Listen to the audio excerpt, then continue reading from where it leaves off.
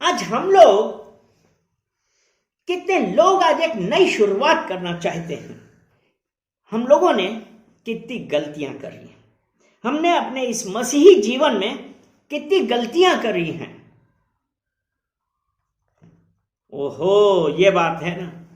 और आज हम कितने लोग इस एक नई शुरुआत करने के लिए तैयार हैं। हमने गलतियां करी, हमारे जीवन में सेटबैक्स आए, निराशाएं आई। हमने गलती करी, हमारे जीवन में निराशा आई, हम बहुत जगह फेल हुए।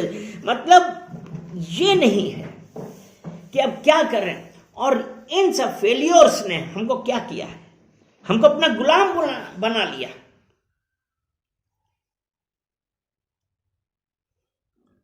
और जब हम उन फेलियर्स की वजह से, निराशाओं की वजह से जब हम उसके गुलाम बने, तो हम एक मसीही जीवन में जो हमारी स्वतंत्रता है वो हम एंजॉय नहीं कर पाए। और परमेश्वर ने मसीही जीवन हमको किस लिए दिया है भाई? जब यीशु हमारे जीवन में है, वी शुड एंजॉय। हालेलुया। अगर हम सभा उपदेशक 5 और उसका 18 वचन देखते हैं, तो 5 और उसका 18, उसमें तो ऐसा लिखा है ना, सुन, जो भली बात मैंने देखी है, वरन जो उचित है वह यह है कि मनुष्य खाए और पिए और अपने परिश्रम से जो वह धरती पर करता है, अपनी सारी आयु भर जो परमेश्वर ने उसे दी है सुखी रहे, क्योंकि उसका भाग यही है। आज मसीही जीवन में हमारा भाग यही है। लेकिन हम क्यों नहीं, हमारी नई शुरुआत क्यों नहीं हो पा रही है? क्योंकि हम आज भी अपनी हर प्रॉब्लम से, आज अपने फेलियर्स से, अपनी गलतियों को आज अपने आप बांधे हुए हैं। और हम ये कह रहे हैं कि अब मैं क्या करूं। कितने बार हम लोग ये कहने लगे हैं कि अब मैं क्या करूं। लेकिन आज आपके लिए खुशखबरी है, क्योंकि यूहन्ना 10 उसका 10 में यीशु मसीह ने कहा है कि मैं आया हूं तुम्हें जीवन देने, और जीवन बहुत याद कर देने। हालेलुया। वो यीशु मसीह हमारे जीवन में उस नई शुरुआत के लिए आज यीशु मसीह आपसे और मुझसे कह रहा है कि मैं आया तुम्हें जीवन देने, और जीवन बहुत याद कर देने। अर्थात वो यीशु मसीह आज आपके और हमारे जीवन में करने वाला है बहुत सारी चीजें। और वो कैसे दे रहा है? बहुत याद का, abundantly I have come to give you life and life more abundantly। तो वो परमेश्वर आज आपको और मुझको नया जीवन दे रहा। हालेलुया। तो हमको ये नहीं है कि जो हमारी निराशाएं हैं, जो हमारे फेलियर्स हैं, जहां पे हमारी गलतियां, वो हमको एनस्लेव कर ले, हमको गुलाम बना ले, वो हमारे दिमाग में नहीं आनी है। लेकिन जब हमने यूहन्ना 10 उसका 10 पढ़ा, लेकिन वहीं पे इसकी शुरुआत कैसे है? यूहन्ना 10 उसका 10 का है, वो ऐसे कहता है कि चोर आया चोरी करने, घात लगाने, नाश करने। चोर आया चोरी करने, घात लगाने और नाश करने के लिए। जहां पे परमेश्वर तो ये कहता है कि I have come to give you life, मैं आया हूं तुम्हें जीवन देने और जीवन बहुत याद कर देने। लेकिन हमेशा वो शैतान है हमारे जीवन में अशांति फैलाने वाला। वो परमेश्वर कहता है कि मैं तुम्हें एक नया जीवन दे रहा हूं, स्टार्ट अ न्यू लाइफ। अपना बीती बातें भूल जाओ, क्योंकि वो परमेश्वर आपके हमारे जीवन में कुछ नया करने चाह रहा है। और वो नया करने के लिए कुछ परमेश्वर ने हम लोगों को आज्ञाएं दी हैं, कुछ वचन दिए हैं। वो नया कब करेगा? परमेश्वर हमारे जीवन में नया कब करेगा? जब हम इसकी आज्ञा देते हैं, जब हम कहते हैं हाँ परमेश्वर आज हमारे जीवन में कुछ नया करेगा। अगर हम यशाया उसका 43 और उसका 18 वचन देखें, यशाया 43 उसका 18, उसमें यह कहता है, बीती बातें भूल जा, पुरानी घटनाओं का स्मरण मत कर। किसको भूलना है? बीती बातें जो हो गई हैं। आज आप भी क्यों उसको पकड़े बैठे हैं? वो है परमेश्वर। आपको एक चीज याद रखनी चाहिए कि परमेश्वर is not interested in your what is past. He is not interested in our past. जो हमारी पुरानी बातें हैं, परमेश्वर को उसमें से कुछ भी पसंद नहीं है। अगर वही बीती बातें होती हैं, बीती बातें याद रखते हैं, बीती बातें हमारे जीवन में बार बार हमारे दिमाग में आती हैं, तो हमारा जो फ्यूचर है, वी आर द वन, हम लोग खुद हैं जो अपने उस परमेश्वर की योजना का ब्लॉकेज है। वो परमेश्वर फिर से कह रहा है, मत डर, बीती बातें भूल जा, पुरानी घटनाओं को स्मरण मत करो। अरे भाई, मैं पहले ऐसा था, मैं वैसा था, वो है। अगर परमेश्वर ने इजराइलियों के साथ क्या किया था,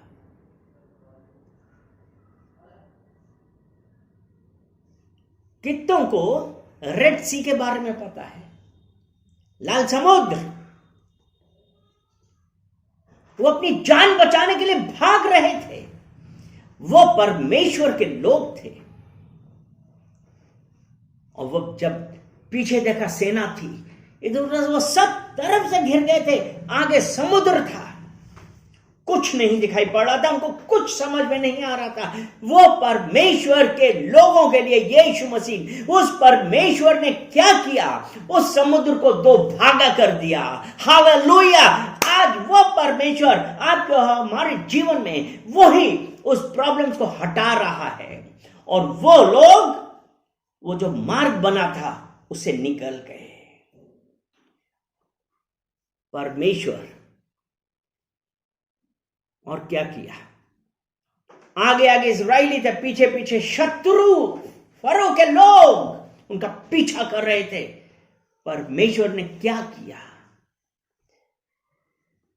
वो लाल समुद्र क्रॉस करे, परमेश्वर ने वहां पूरा पानी दोबारा एक कर दिया, वो सब डूब के मर गए। हालेलुया!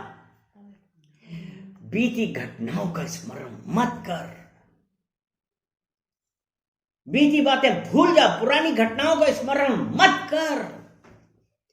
देख, मैं तेरे जीवन में एक नया काम करने वाला हूं। यशाया 43:19 में उसने कहा, देख मैं तेरे एक नया तेरे उसमें एक नया काम करना। I am going to do a new thing in your life.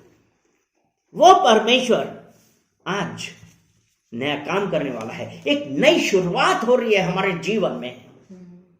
Hallelujah! God is not interested in our past. परमेश्वर हमें पहले के जीवन में बिल्कुल इंटरेस्टेड नहीं है। इजराइलियों ने, they have rebelled against God, they have sinned against God.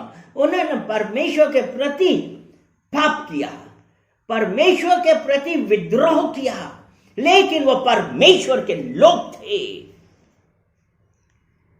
परमेश्वर ने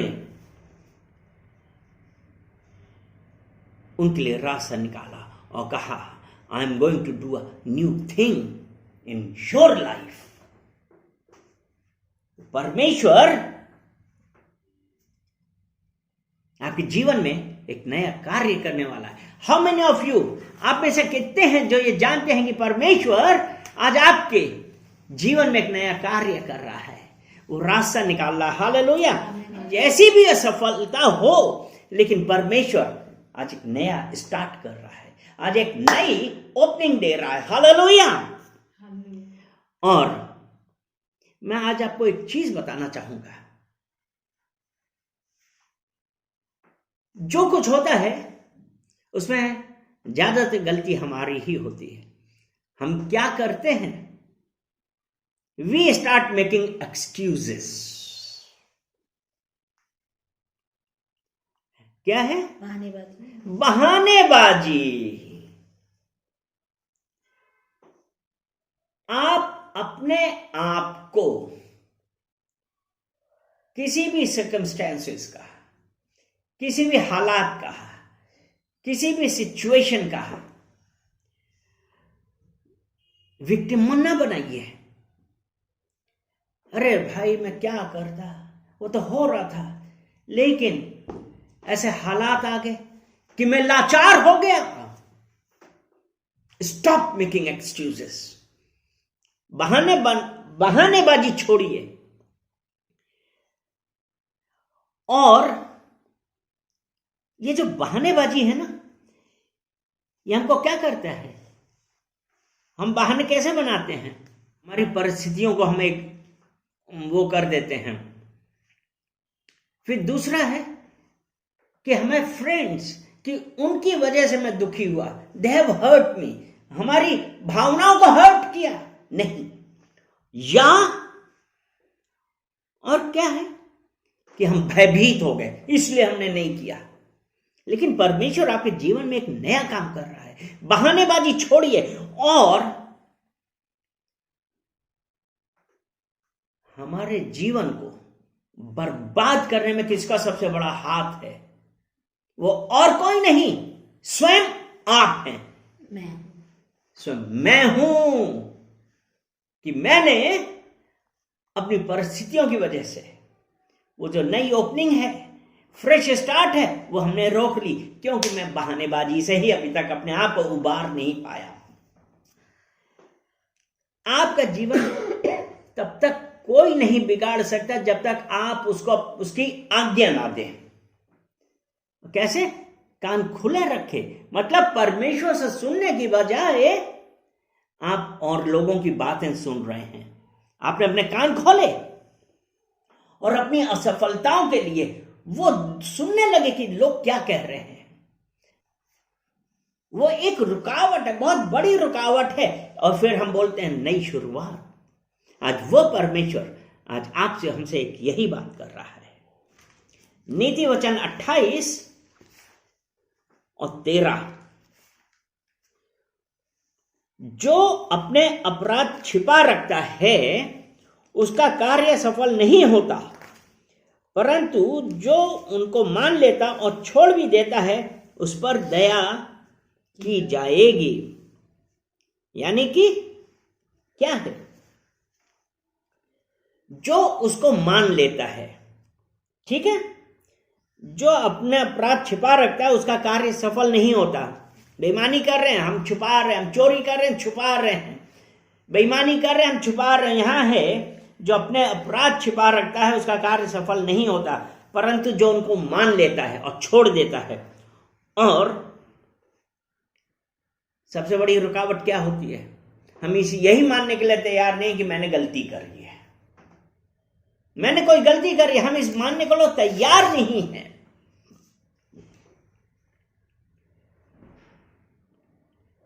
क्या हम ये स्वीकार करते हैं कि हमने गलती करी है? और यही है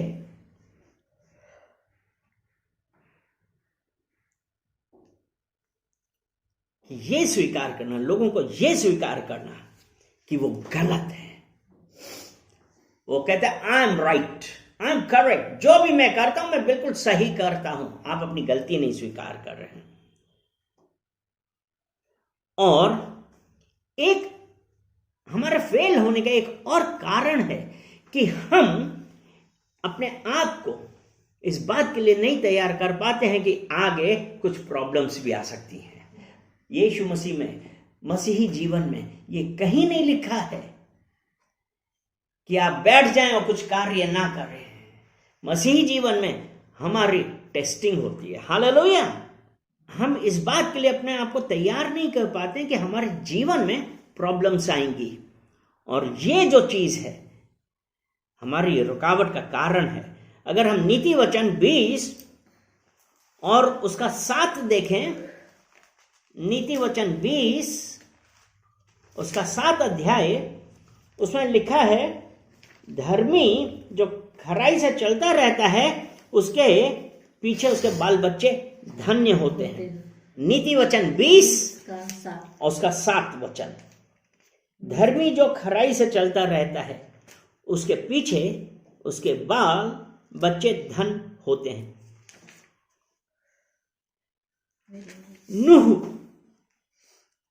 नूह के बारे में परमेश्वर ने उसको बोला था आर्क बनाने को। क्या उस वक्त बारिश हो रही थी? नहीं, बारिश नहीं हो रही थी, लेकिन परमेश्वर ने उसको बोला था एक बड़ी नाव बनाने के लिए।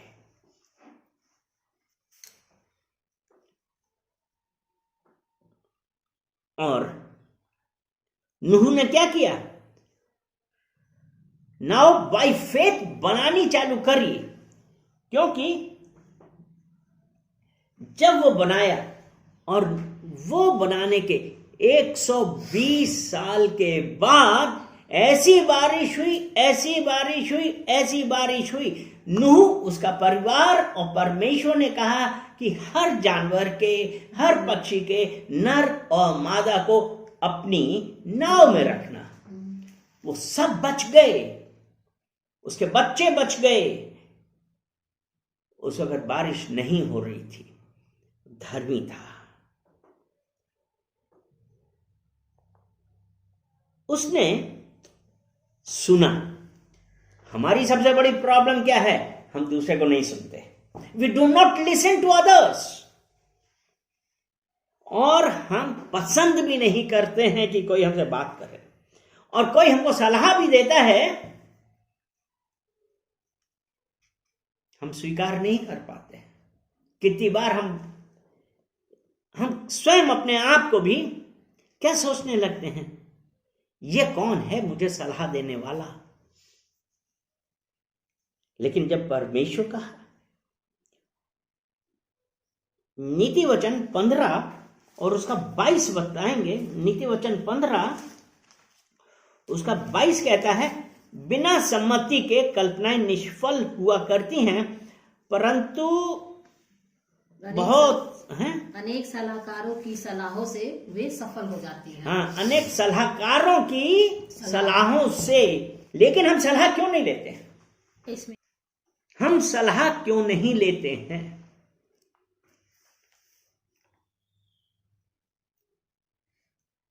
क्योंकि उसमें कुछ चीज मेरे मन की नहीं होती है। नहीं, घमंड में भी लोग नहीं लेते हैं। हम अहम है, ये हमारा अहम में नहीं लेते हैं। इसको बोलते हैं ईगो। ये ईगो, जो हमारी ईगो है ना, हम अपनी ईगो के कारण दूसरों की एडवाइस नहीं लेते हैं। और आपको ईगो का आज मैं पढ़ रहा था, ईगो की स्पेलिंग क्या होती है? EEGO, ageing God out. अगर जिस वक्त मनुष्य ये सोचने लगता है कि उनका जो सोचना है वो परमेश्वर से भी ज्यादा है, दे फेल।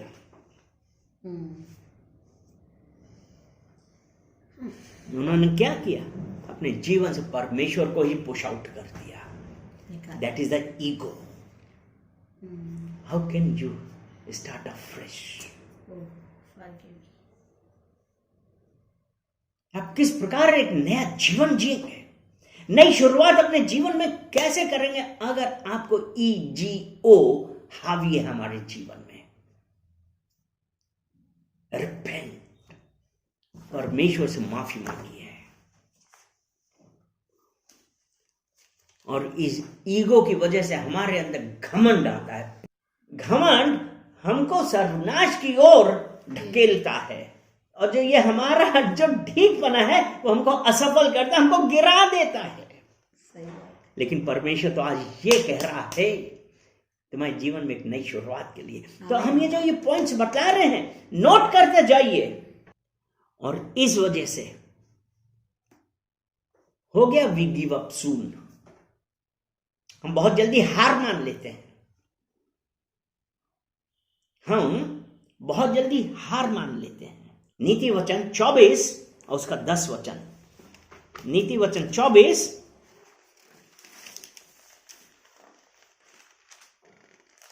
और उसका 10। यदि तू विपत्ति के समय साहस छोड़ दे तो तेरी शक्ति बहुत कम है। यानी कि हमारा असफल होना is the path of least resistance. जो चीज जैसी आ रही हम स्वीकार कर रहे हैं, और वो जो फेलियर है, because I have already lost the hope, हमने आशा खो दी है, क्योंकि मैं किसी की सलाह नहीं सुन रहा, ये हम एरोगेंट हैं, इसीलिए हम फेल हो जाते हैं। हम लोगों में से कितने लोग हैं जो पहले ही ट्रायल में पास हो गए, या हमको सक्सेस मिल गई, नहीं मिली, do not worry, it's normal. कोई पहले अटेम्प्ट में पास नहीं होता है, बहुत कम है। And if you do not succeed in your first trial, do not lose hope, आशा मत खोइए। लेकिन अक्सर होता क्या है कि हम साहस छोड़ देते हैं। क्या हुआ? और हम ऐसे वक्त साहस छोड़ देते हैं जिस वक्त सफलता हमारे कदमों के पास होती है। सफलता हमारे पास होती है, लेकिन हमारे नेचर, हमारे स्वभाव की वजह से हमने वो सफलता खो दी। अपने आप को बदलिए।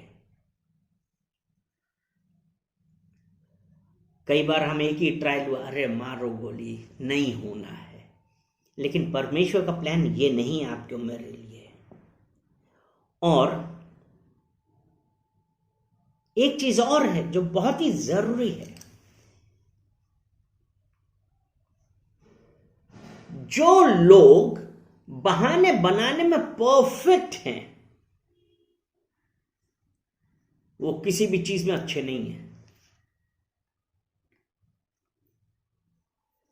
People who are good in making excuses are rarely good at anything else. जो लोग बहाने बनाने में अपने आप को देखिए, क्या हम बहाने बनाते हैं कि हम अपने आप को छुपाते हैं कि हम बचना चाहते हैं? बिकॉज़ बहाने मत बनाइए। और आप अपने जीवन की इन्वेंटरी लीजिए कि हमको अपने आप को देखना है, जांचना है, लिस्ट बनाइए कि आप के अंदर क्या कमी हुआ, क्या अच्छा हुआ, किस वजह से हम फेल हुए। अपनी गलतियों से सीखे भाई, अपनी गलतियों से। और ये जो हमारी फेल्योर है, ये जो हमारी गलतियां हैं, ये हमारी दोस्त भी हो सकती है और हमारी शत्रु भी। गलतियां हमारी दोस्त भी हैं और हमारी शत्रु भी। और शत्रु ये है the way you react to it. आप अपनी गलतियों पर किस प्रकार से रिएक्ट करते हैं, ये हमारे अंदर है कि उसको चूज करना है। और क्या है? अपनी गलतियों से सीखें। अगर हम अपनी गलतियों से सीखते हैं, देयर आर फ्रेंड्स। हम लोग क्या अपनी गलतियों से कभी कुछ सीखा कि अपनी गलतियों की वजह से हमने उम्मीद खो दी, या अपनी गलतियों की वजह से हमने सीखने की बजाय वही गलती बार बार बार बार करते गए और वो गलती हमारी दुश्मन हो गई।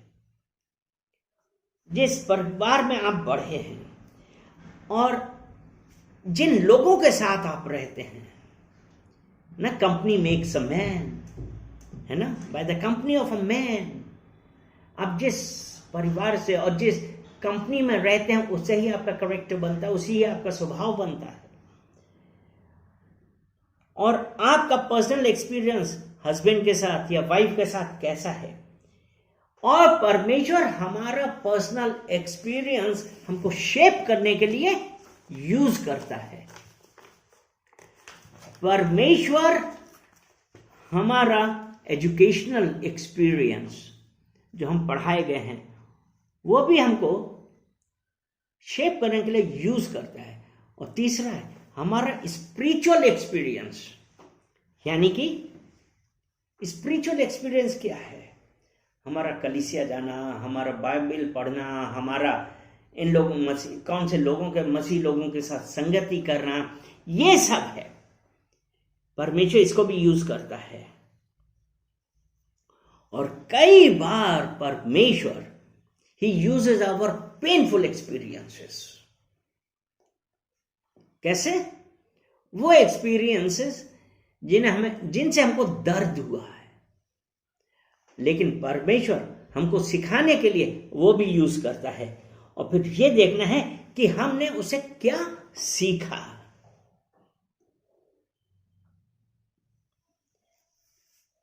मैं क्या सीखा है और मुझे इससे क्या मिला है। हमें अपने विश्वास के अनुसार कार्य करना चाहिए।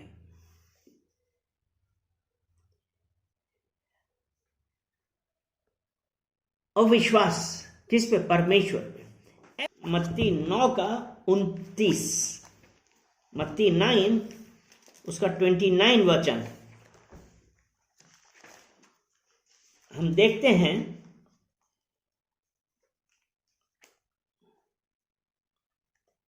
तब उसने यह कहते हुए उनकी आंखों पर स्पर्श किया, तुम्हारे विश्वास के अनुसार तुम्हारे लिए हो जाए। है ना, कि उसने आंखें छूकर कहा तुम्हारे विश्वास के अनुसार तुम्हारे लिए हो जाए। तो आज हम जब कुछ कार्य करें ना, तो हमको विश्वास से कार्य करना है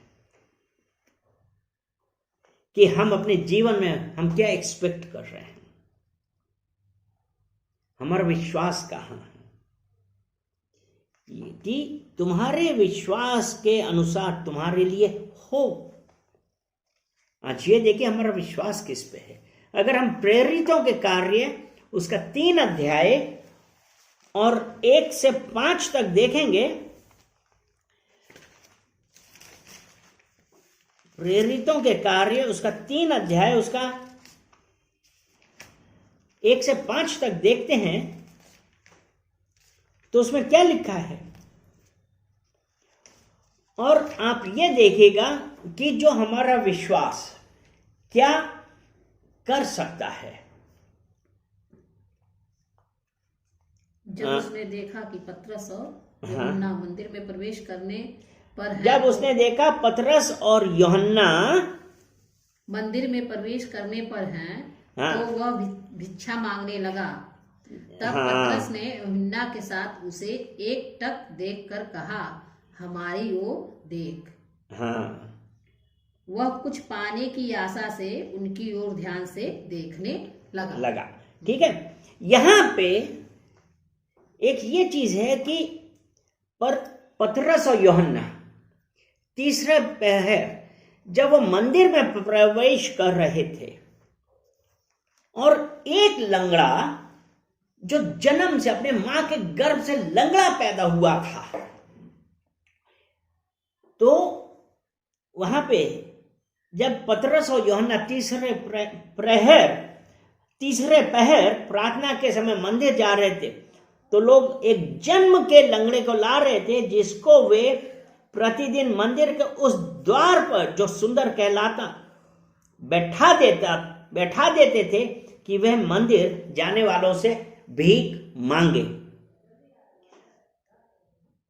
जन्म से लंगड़ा था।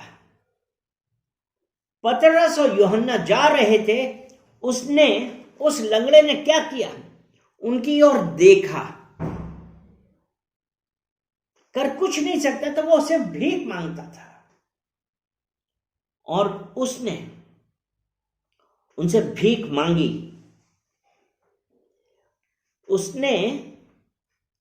उस लंगड़े ने भीख मांगी। पतरस ने यूहन्ना के साथ उसकी ओर ध्यान से देखकर कहा, पतरस ने उस लंगड़े की ओर देखकर ध्यान से उसको कहा, ध्यान से देखकर कहा, हमारी ओर देख।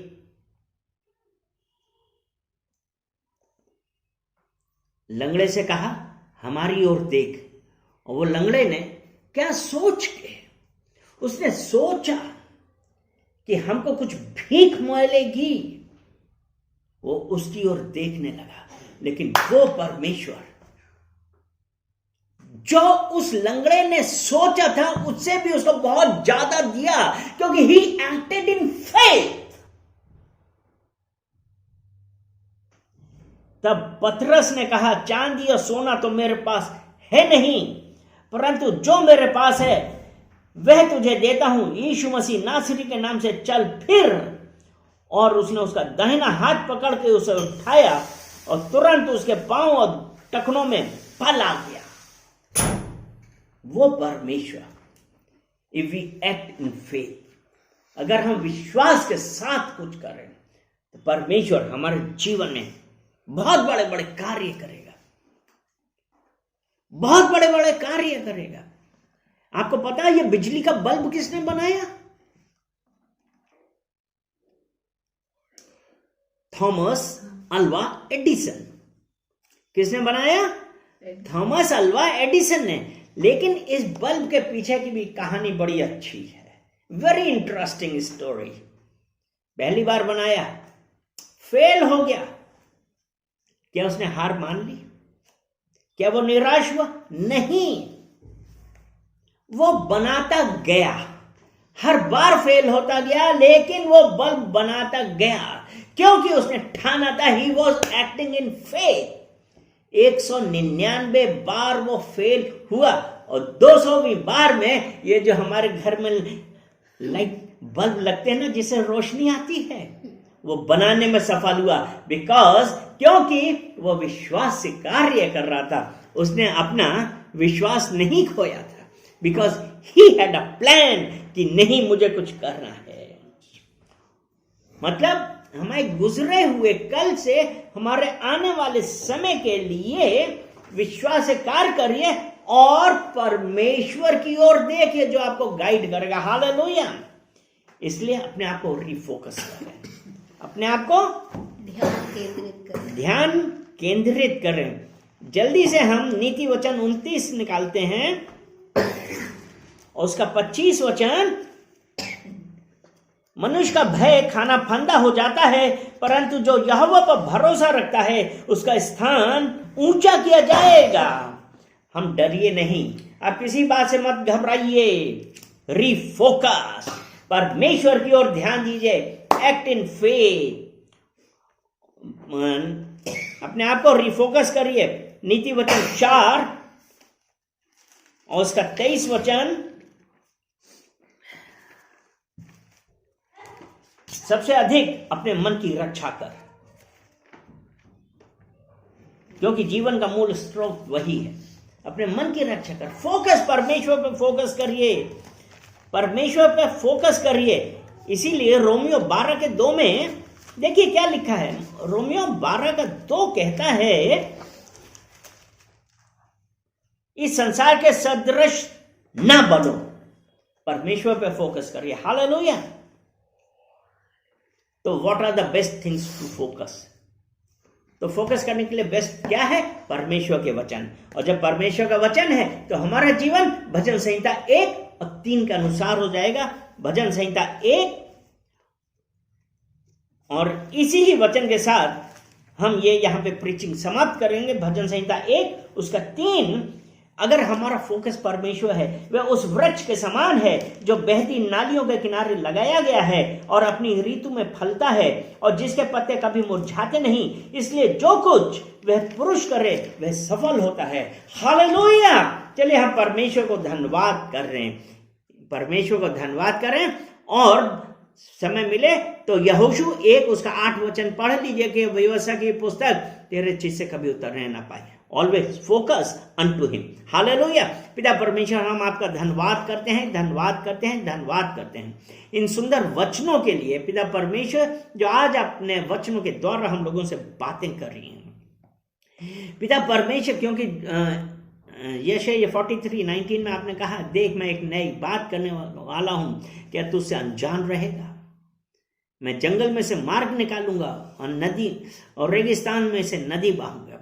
पिता परमेश्वर, हम धन्यवाद करते हैं कि पिता परमेश्वर आज आपने हम लोगों से बातें करी और हमको एक नई बिगनिंग दी, एक नई शुरुआत के प्रति बतलाया है। उसके लिए हम धन्यवाद करते हैं। यहाँ से एक एक जन को मैं आपको कमिट करता हूं। पिता परमेश्वर, प्रार्थना करते हैं इन वचनों के द्वारा पिता परमेश्वर आप प्रत्येक जन से बात करिए, उनको आशीषित करिए।